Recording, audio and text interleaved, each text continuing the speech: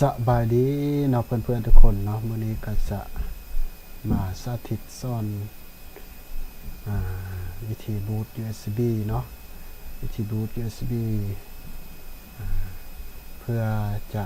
เอาไปลง Windows เนาะเอาไปลง Windows 10 หรือ Windows 8 Windows 7เนาะสิ่งที่ต้องกาเกียมเนาะกองกาเกียมก็คือ1ไฟล์ Windows เนาะไฟล์ Windows 10เนาะไฟล์ Windows 10ที่เป็นไฟล์ ISO เนาะสำคัญเนาะต้องเป็นไฟล์ ISO ที่เราโหลดมาจากเว็บ Microsoft เนาะ2ให้เกียมเนาะให้เตรียม USB เนาะให้เกียม USB หรือแฟลชไดรฟ์เนาะมีความจุ4 กิกขึ้นไปเนาะแล้วก็ข้อ3เนาะสิ่งที่สำคัญเนาะคือโปรแกรม Lufas ที่จะใส่เขียน USB เนาะเพื่อให้มันเขียน USB เป็น USB boot เนาะโปรแกรม Lufas ดังนั้นเราไปโหลดเนาะขั้นตอนแรกเราไปโหลดโปรแกรม Lufas พร้อมๆกันเนาะเข้าไป Google เนาะ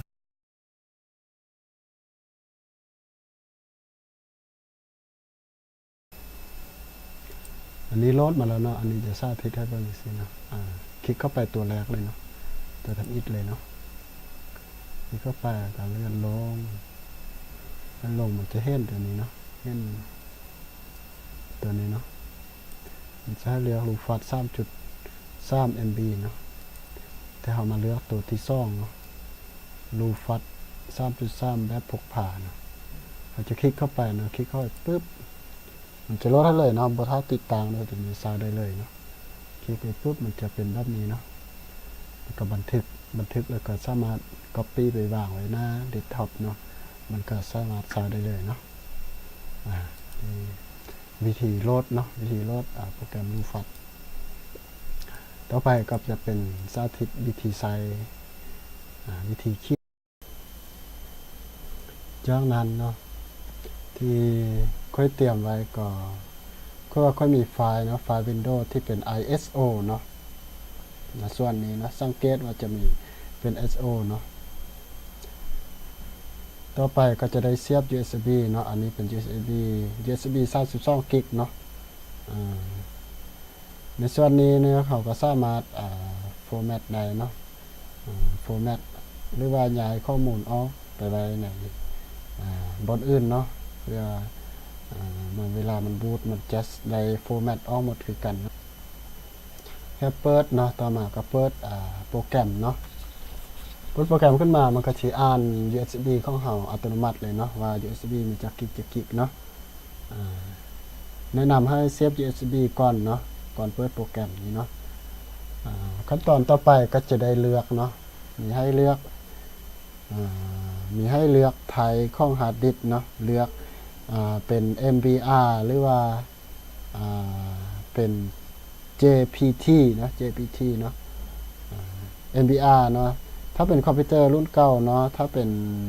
ฮาร์ดดิสก์รุ่นเก่าเนาะแนะนำให้เลือกเป็น MBR เนาะตัวข้างบนเนาะ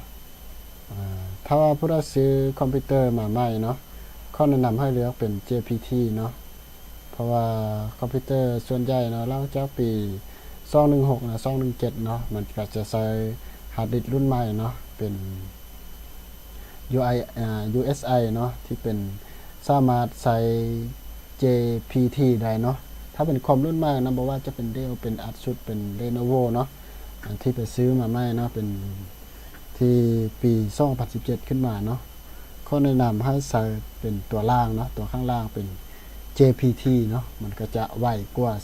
เสถียรภาพดีกว่าเนาะ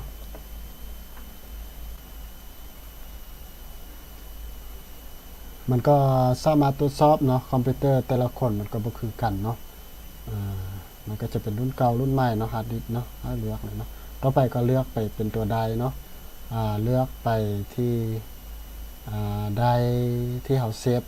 ไฟล์ Windows 10ไปเนาะที่เป็นไฟล์ISO เนาะอันนี้ก็เลือกไฟล์เข้ามาแล้วก็จากนั้นก็กดสตาร์ทได้เลยเนาะ เมื่อเรากดสตาร์ทมันก็จะขึ้นแดงขึ้นหน้านี้ออกมาเนาะมันจะขึ้น warning ขึ้นมาเนาะก็ไม่ก็คือท่านต้องการโฟร์แมตUSB ของทานบอสินะเนาะถ้าเราบ่มีข้อมูลเนี่ยเราก็โฟร์แมตโอเคไปเลยเนาะมันก็จะทำการบูตให้เราเนาะถ้าพอเรามีข้อมูลก็ข้อแนะนำให้ยกย้ายข้อมูลอยู่ในฮาร์ดดิสก์ออกไปก่อนเนาะก่อนจะกดโอเคเนาะต่อไปก็กดโอเคเนาะมันก็จะวิ่งออกมาเนาะอันนี้ก็คือจำไฟล์บูตเนาะลงอยู่ใน USB เนาะเพื่อจะเอาไปลงคอมพิวเตอร์ได้หลายๆเครื่องเนาะหลังจากโปรแกรมทำเสร็จเรียบร้อยมันก็จะขึ้นมาบนนี้เนาะส่วนนี้มันก็จะรอประมาณ5นาทีหรือว่า10นาทีเนาะในการเขียนข้อความนี้เนาะเขียนบูตนี่เนาะหลังจากเสร็จแล้วก็สามารถเอาไปลงเดสก์ท็อปลง PC เครื่องอื่นๆได้เนาะสำหรับ USB Windows 10เนาะหรือว่าจะเขียนบูต Windows 7 Windows 8 Pro เนาะว่าจะ Windows ได้ก็ได้เนาะโปรแกรมนี้ก็สามารถนำเอาไปใช้ในการเขียนในไลน์วิดีโอเนาะ